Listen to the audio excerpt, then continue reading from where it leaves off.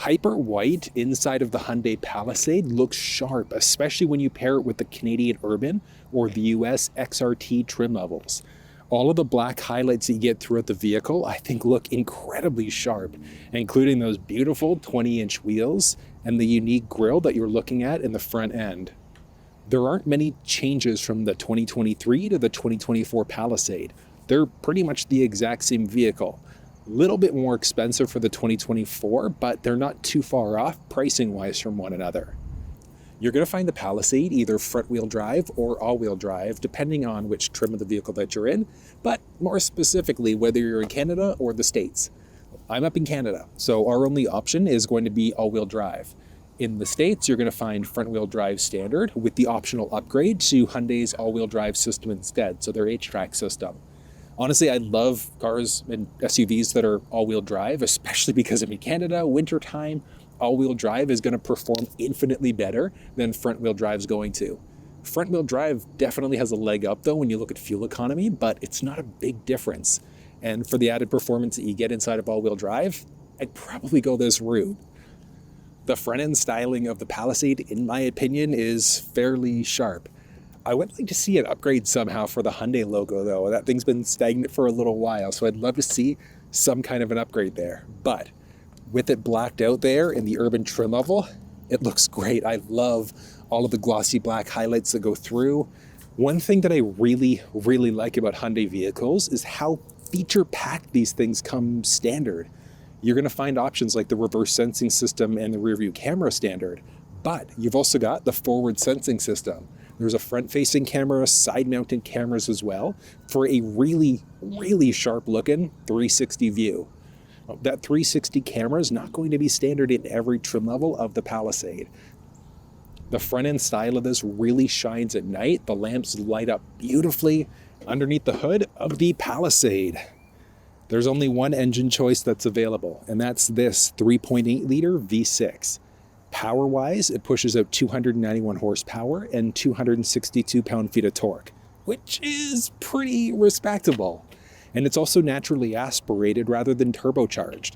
So you could do an aftermarket turbo if you wanted a bit more power, but one nice thing with it being naturally aspirated, that's just one thing less that you have to worry about potentially breaking. And if you look at power-wise, it's also pretty much neck and neck, the same as other vehicles in this size as well, which I think is great. When you look at the warranty inside of Hyundai vehicles, the US is slightly better than what you're going to find in Canada. So the basic warranty is going to be for 5-year, 100,000 kilometers or 60,000 miles. But when you look at the powertrain in the US, it gets bumped up a bit. So Canada is that same 5-year, 100,000 kilometers as a basic, but in the US, it gets bumped up to a 10-year, 100,000 mile instead. I wish we had a 10-year, 100,000 in Canada, but that's still a pretty solid warranty at the same time. Filling up fuel inside of the Palisade is just along the driver's side. And one thing that I like about the Palisade is that when the doors are locked, the gas cover is also locked. Great safety setting. When the door's unlocked, you can easily get inside, and it's got a capped system on it. And then one nice thing is that if you are concerned about fuel theft, you could always do an aftermarket cover that's got a key in it instead. So that is available as an option. Now, minimum manufacturer's recommendation inside of this thing is just regular 87 gas. So there's no point in throwing money away and using a premium fuel. So just regular 87, all you need to use inside of this thing. I did a 100-kilometer trip when I picked this thing up, and the average fuel economy that I was getting is about 9.2 liters per 100, which for a vehicle this size in that eco mode is pretty great at the same time.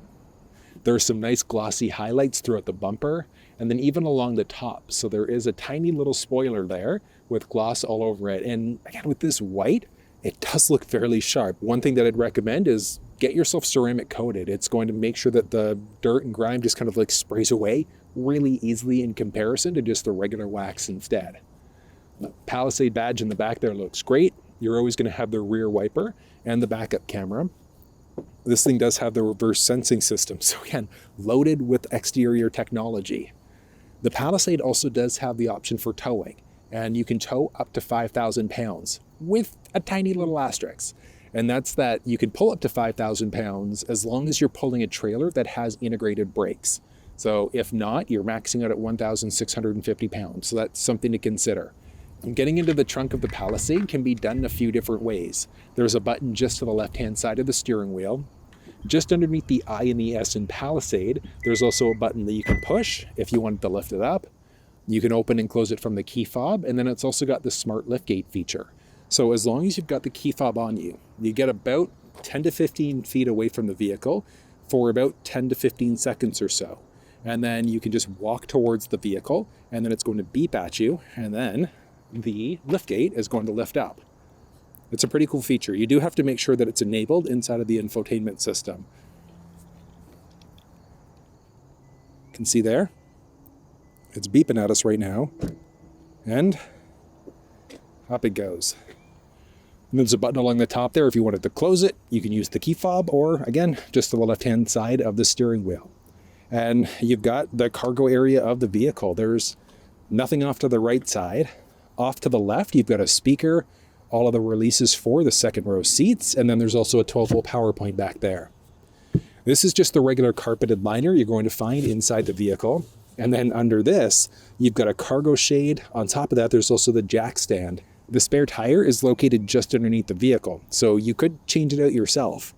But one nice thing about being a Palisade owner is that you do also have access to Hyundai roadside assistance, and that's good for 5 years, unlimited kilometers, or unlimited miles. So it doesn't matter if you're in the States or in Canada, 5 years for that roadside coverage.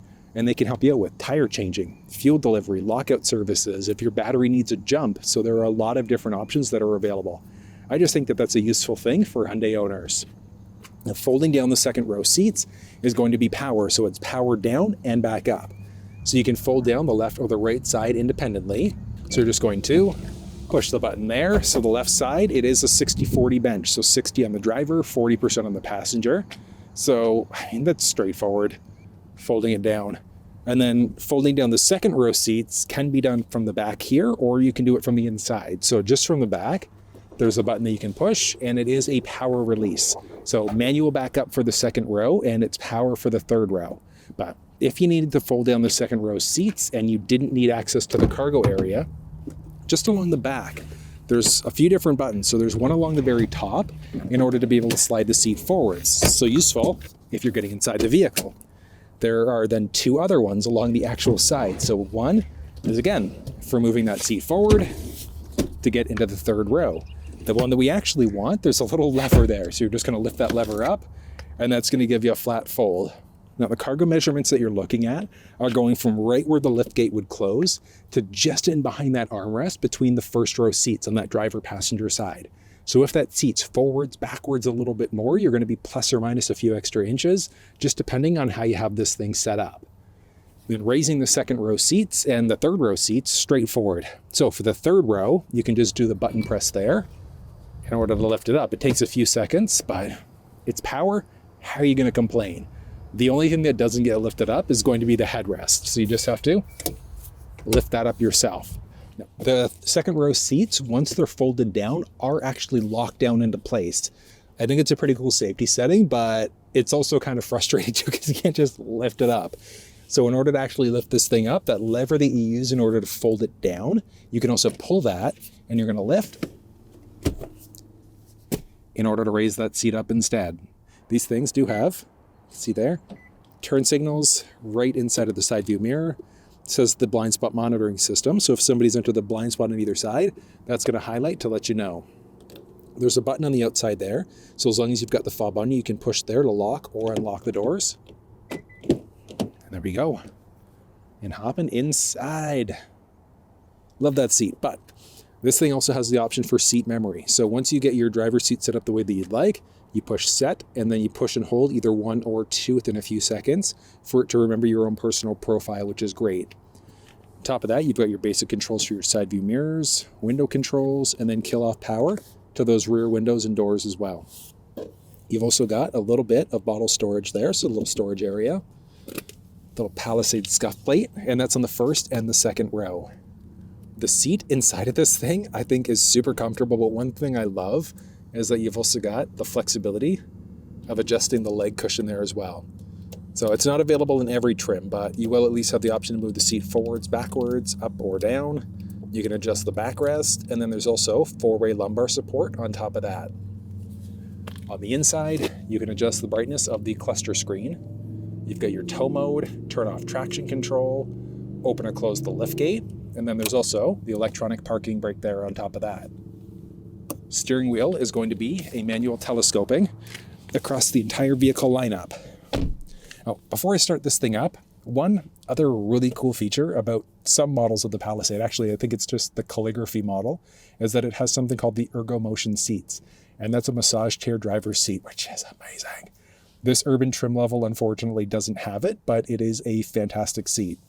So only available in that calligraphy trim, but I mean, even just the seat comfort inside of this thing, it's really good.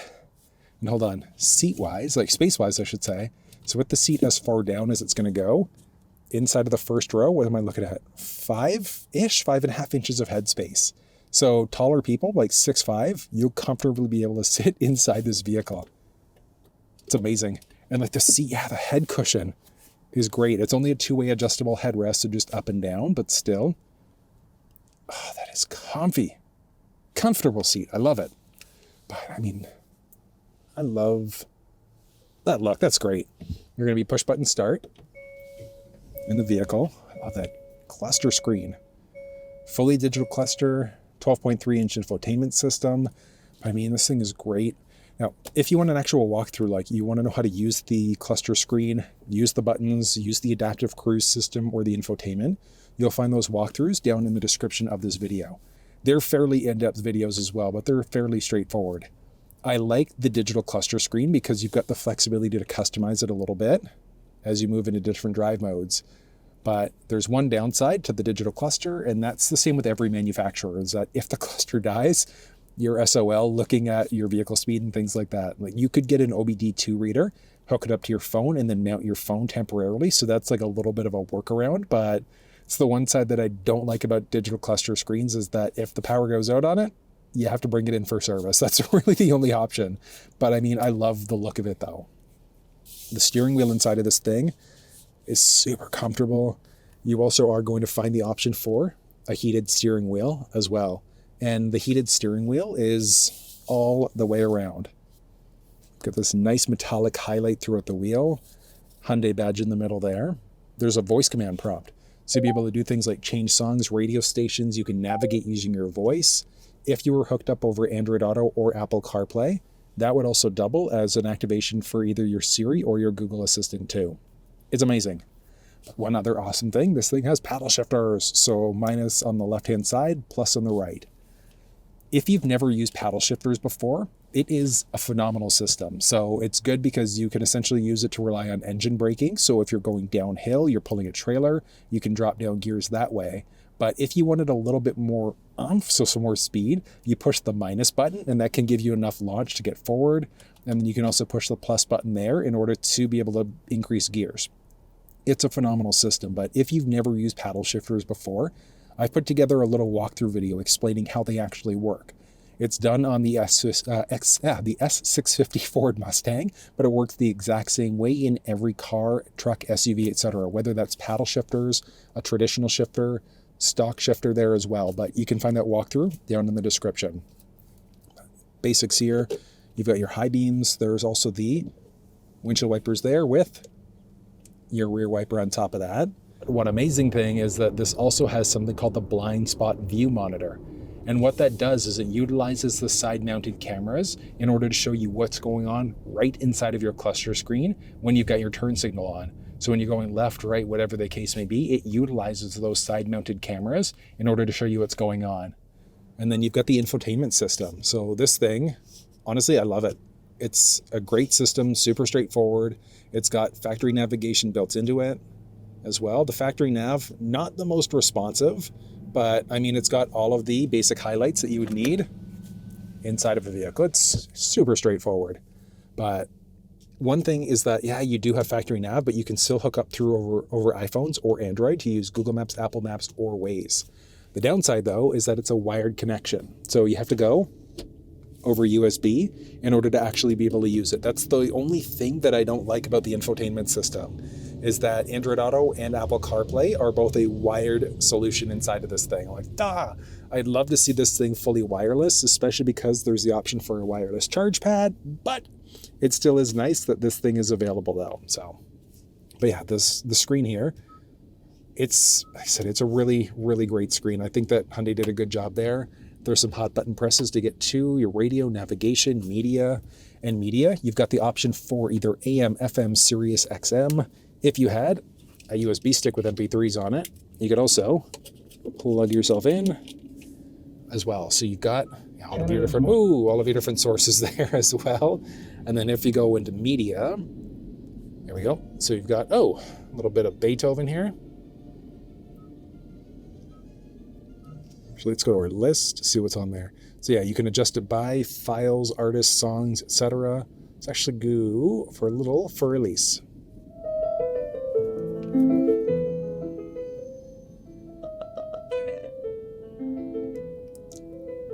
Nice and relaxing. But let's go for something a little bit more rocky. Okay, so the audio that you're listening to right now is just coming right out of the microphone. So there's no post-processing done on this whatsoever. So I'm gonna go here and listen to this. I got shit to do, the aftermath of preparation. Good food, good mood, blood in circulation. One step at a time, yeah, that's how you make it. Set a goal you control and the steps. The audio inside of this thing is ridiculously good. That's one thing that I really appreciate with Hyundai vehicles, is that the audio is great. And this is the upgraded Harman Kardon audio system. So there are a few different speaker choices that you're looking at inside the vehicle, just depending on the trim level of the vehicle that you're in. So I'm in the Canadian Urban, which is a Harman Kardon sound system. So you can see the Harman Kardon badges all throughout the door there. But it's great. Yeah, like I said, if you want a full walkthrough on this, you'll find it down in the description. But there are so many great features inside the vehicle. You've got your volume rocker, tuning rocker.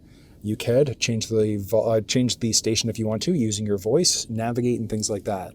You've got tri-zone climate control, so you've got your dual zone there, but you can also control the climate for the rear end. So if you wanted to lock people out that are in that second row, you've got that flexibility, but you can adjust the climate this way as well if you want to.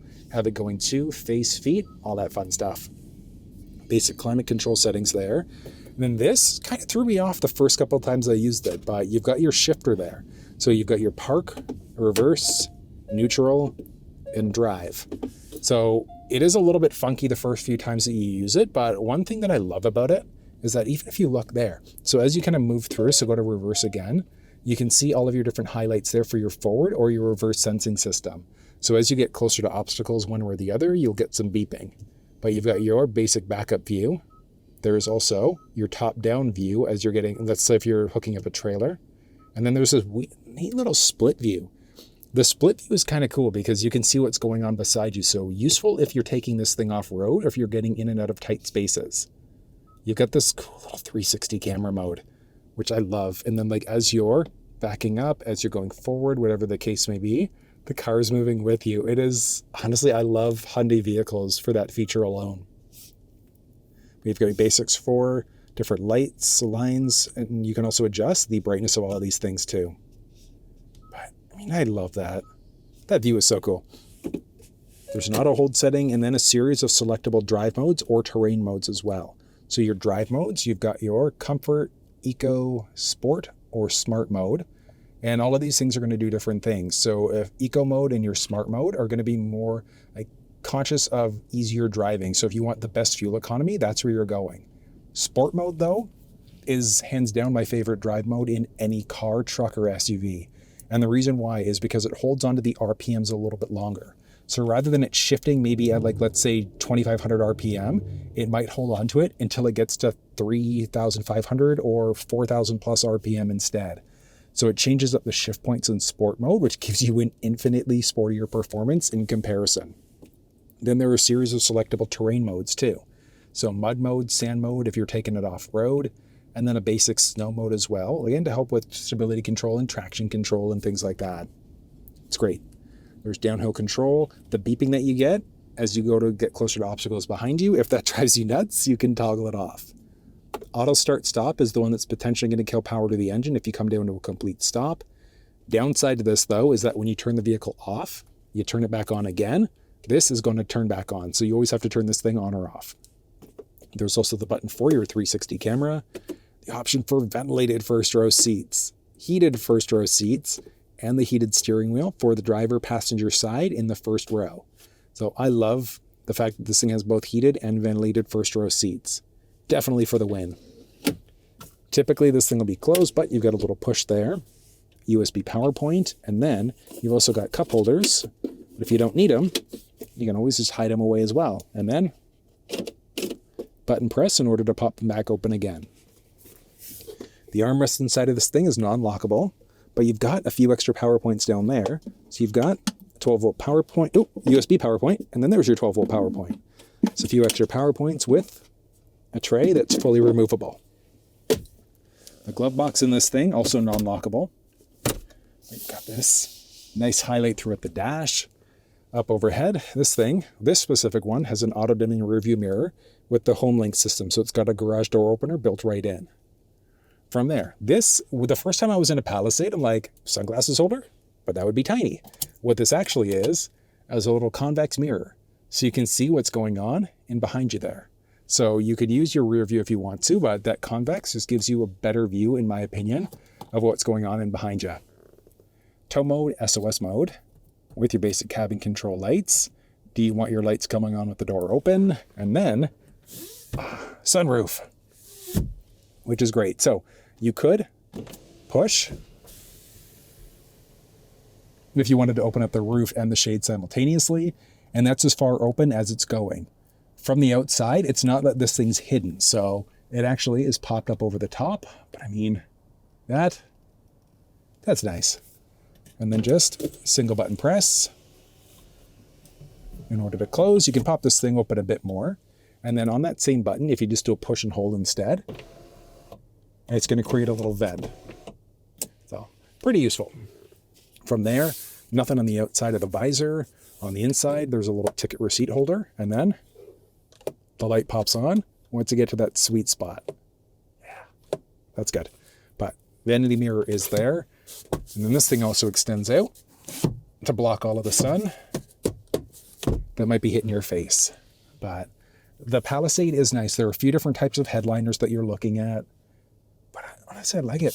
It would be cool if this was darker though, because if you look at the contrast between the side, so you've got your darker on the lower, lighter on the top, I think that if it was just dark all the way around, it would look really cool. But even if it had this part of the liner, that was still that light color, but like the headliner along the top there, if that was dark, I think that would look really, really sharp. Don't get me wrong, like this looks okay, the contrast there, but I think if it stopped right there with the headliner up, black, that would look really cool.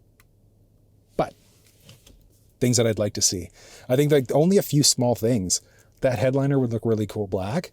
The infotainment system with wireless Android Auto, Apple CarPlay would be very, very useful all at the same time as well. I've got the driver's seat set up for myself being 6 feet tall. And with the seat set up this way, inside of the second row, I've got a great amount of knee space, great amount of foot space.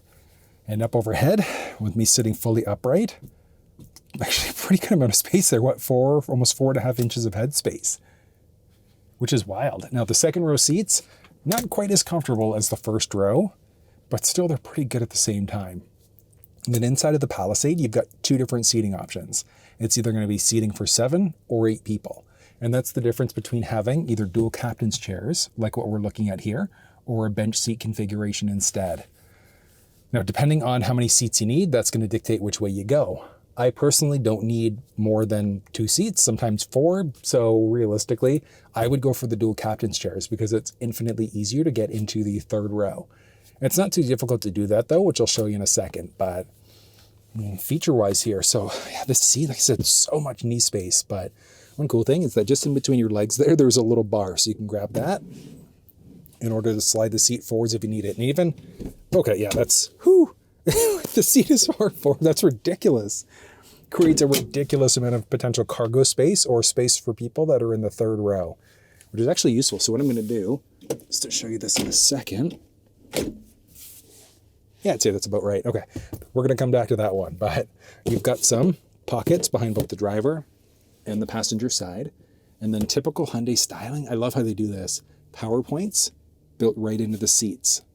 Very useful. Moving down, there are also the option for heated second row seats. Outboard seats only. So if you have the option with the bench, you're never going to have that bench seat, that middle seat heated. So it's always going to be the outboard seats. But you've got climate control in the back, which I did mention, you can actually lock it out through that infotainment system. And down below, there's also a 12-volt power point back there. But then, I mean, overhead, oh yeah, the shade. Very useful for the shade, but love that you've got that option available there as well. It's good. Little speaker along the door, some cup holders there, and then you've also got a little bit of storage along the side, along with another speaker there, and yeah, it's Harman Kardon audio. Oh yeah. All right, but yeah, like I said, the seat's comfy. Up overhead, there's nothing crazy. You've got a little handle on the passenger side with a little vent control, some lights for the inside. Same idea for the driver's side there, and then you can also open or close the vent there as well. The driver's side has a little handle and a clothing hook as well. But yeah, the seat comfort, I would definitely say is there for the second row. Like I said, it's not quite as comfortable as the first row seat, but it's still pretty good. Now, benefit and downside of the dual captain's chairs. Downside is that you obviously only have seating for 7. Benefit of the dual captain's chairs. Is that, oh, the struggle's real. Yeah, getting into the third row made it look way more difficult than it actually is, but getting into the third row is way easier doing it this way. So in my opinion anyways, you can just kind of slide back and forward there. But in the third row here, there's same thing, a surprising amount of space. So me sitting fully upright, half an inch roughly of headspace. So taller people, you're probably not really going to be able to sit back here comfortably. But one cool thing is that you've also got these buttons there. And that is going to be in order to slightly recline the seat. So with the seat as far back as it's going to be, so reclined, that gets tight over top. So like my hair poof is like touching the top, but it actually gives me a little bit more space. So if you're 6'3", I'd say you'd probably be able to fit inside of the third row of the Palisade with this third row seat reclined. It's kind of cool. I actually kind of like that that's available. It's an option. It's kind of neat. But could you, I'm not even going to ask the question. Like there's 0% chance you're getting 3 full-size adults inside of the third row. Like looking at this, so leg space, I should say. So there's a good amount of knee space and foot space inside of the third row. But I mean, the middle seat, like that would be super tight. Like, yeah, you could stretch your legs out there if you wanted to, but I mean, yeah, if you're taller, you're not getting in those middle seat at all. There's a little seat belt up overhead, so you can hide it away if you're not using it. I'm not gonna lie, it's not comfortable. Having that seat belt on at all in the middle seat. You're gonna have some cup holders there. You've also got a power point there, and then little inserts for the cargo shade. But I've got, actually, you know what I'm gonna do? There's a little tab here, which is kind of cool. So on both the driver passenger side, you can pull that in order to do like an emergency seat release. But what I wanna do, let's get the seat as far back as it's going to go. So that's like an ideal position. This is as far back as it'll go. It is super tight back here like that. But with the seat set up for myself being 6 feet tall, like I said, when you do it like that, there's so much space in the back here. So the seat's not as comfortable in the third row as it is in the second row. So if I drew the short straw, I would sit in the third row. I would fight tooth and nail, though, to get into the second row or the first row seats instead, though, in my opinion. But that's because I'm 6 feet tall and I weigh 185 pounds. But let's see. Other things to point out. Yeah, there's nothing else back here. You've got your power points, your cup holders and things like that. And then getting out of the third row. So obviously, if you've got your pass-through, you can just pass through. You could also pull this if you want to. And there's a button on the top on both the driver and the passenger side. So you just push in order to slide that forward. Top tether points are there, and that's the same for the third row seats. And just top it out. All right, and we're gonna go from a 60 up to an 80, and the second I hit that 80, I'm gonna put my foot down, and this thing's got 11,000 kilometers on it anyway, so it's been broken in a little bit. So at least this way we can have a little bit of fun. All right, and should be coming up in a second. Little bump. Not bad. Here we go. It's so good. That's good. 0 to 60, 70, 0 to 70.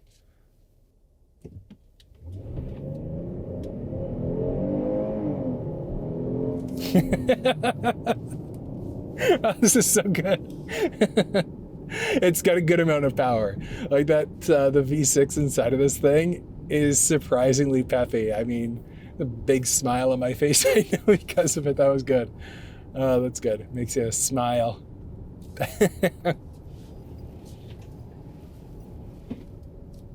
I mean, for being an SUV, that is surprisingly nice and a heck of a lot of fun at the same time. Oh, that's good. And that was a look at the 2024 Hyundai Palisade. You can find a build link for this specific vehicle down in the description, along with the build links to Hyundai Canada and USA. But if you found this video useful, give it a thumbs up, share it with someone if you think they might find it helpful, and until I see you next time, take care.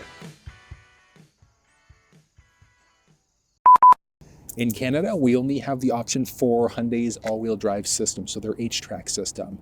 H-Track, the all-wheel drive, is a phenomenal system, especially because of our Canadian. Because up in Canada, we only have the option for Hyundai's H-Track, so they're all-wheel drive. Rear end, audio sync up. Rear end, audio sync up. Don't do that. Don't do that. No, don't do that.